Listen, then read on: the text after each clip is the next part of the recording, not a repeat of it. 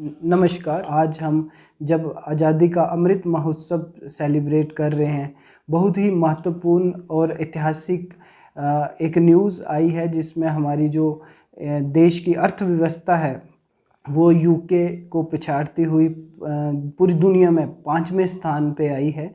और ये सब देशवासी इस ऐतिहासिक समय के लिए इनको मैं शुभकामनाएं देना चाहता हूँ।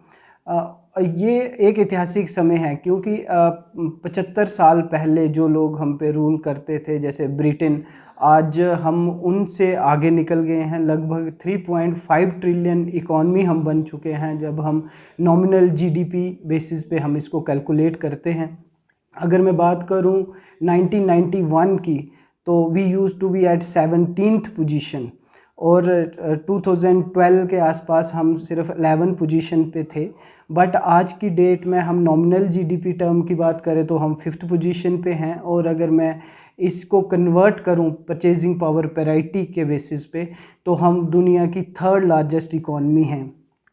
और मुझे ये बताते हुए बड़ी प्रसन्नता हो रही है कि काफ़ी सारे जो हमारे टॉप इकोनॉमिक ऑर्गेनाइजेशंस हैं, इंटरनेशनल ऑर्गेनाइजेशंस हैं, या हमारे टॉप इकोनॉमिस्ट हैं, आईएफएम है, वर्ल्ड बैंक है, एसबीआई है, आरबीआई है, उन सब ने इंडिया के बारे में बड़ी पॉजिटिव फोरकास्ट दिया है इकॉनमी को लेके। एंड सब लोग ये मानते हैं कि by 2028 to 30 India will become 3rd largest economy on nominal basis. That means कि इन 7-8 सालों में हमें एक लंबा सफ़र तय करना है और हमें जर्मनी और जापान जैसी अर्थव्यवस्थाओं से आगे निकलना है।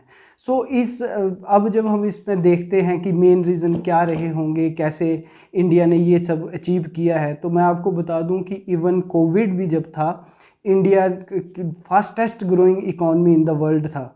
जब हम एनालाइज कर रहे थे लास्ट 3 ईयर्स डाटा, जो हमारी एवरेज ग्रोथ रेट थी वो still it is fastest in the world.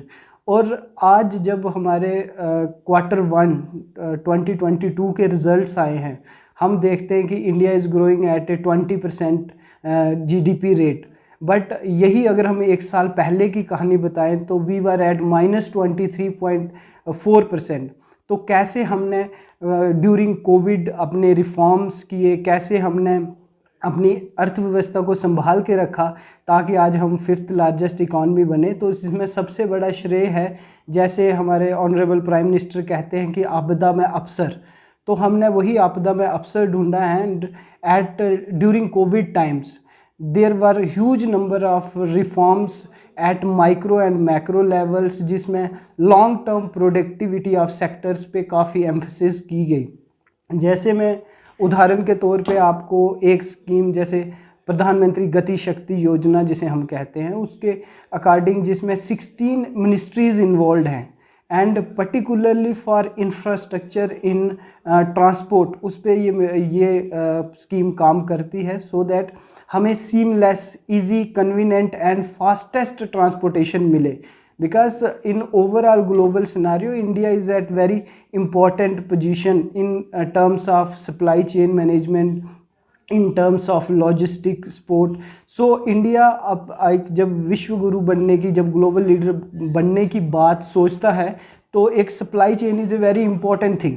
तो उस पर काम करने के लिए प्रधानमंत्री गति शक्ति योजना है, जैसे हमारा मेक इन इंडिया मिशन है, आत्मनिर्भर भारत है, इनके रिजल्ट्स हैं जो आना स्टार्ट हुए हैं। फॉर एग्जांपल मैं एक सिंपल सी एग्जांपल लूँ टॉय मेकिंग की।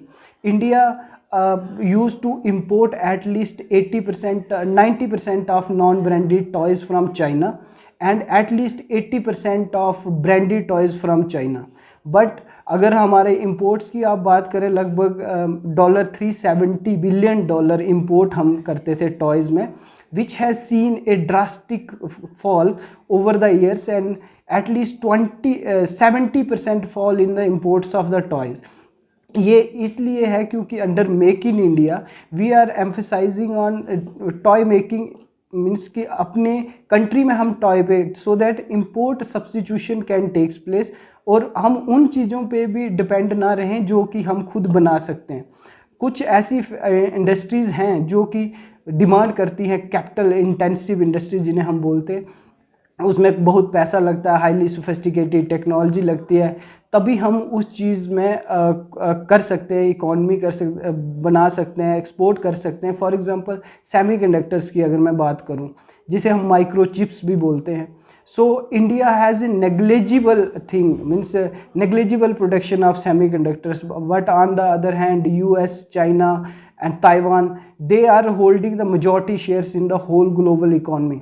और इंडिया 100% सेमीकंडक्टर्स जो थे वो इंपोर्ट करता था। और ड्यूरिंग कोविड टाइम्स आपने देखा, जब ग्लोबल सप्लाई डिसरप्शंस हुई, जब ट्रांसपोर्ट पूरा बंद हो गया, तो देयर वाज ए शॉर्टेज। आपने देखा होगा कि आज कोई भी स्मार्टफोन, कोई भी कार, कोई भी लैपटॉप या कोई भी टेक्नोलॉजी ओरिएंटेड चीज़, हर चीज़ में सेमीकंडक्टर की यूज़ होता है। So under Atmanirbhar Abhiyan and under Make in India campaign, we have started boosting up this sector also, क्योंकि semiconductors ताकि हम यहाँ पे बना सकें। And government approved a package of $10 billion for semiconductor industry. Although अभी हम 1% से भी कम बना रहे हैं, बट हमने जो स्टार्ट है वो अभी से स्टार्ट किया है। तो ऐसे बहुत सारे सेक्टर्स हैं जिसको एक्सप्लोर करने की ज़रूरत है। सर्विस सेक्टर हमारा अब काफ़ी अच्छा योगदान प्ले कर सकता है। Manufacturing, India is now visioning to become a design and manufacturing hub in the world.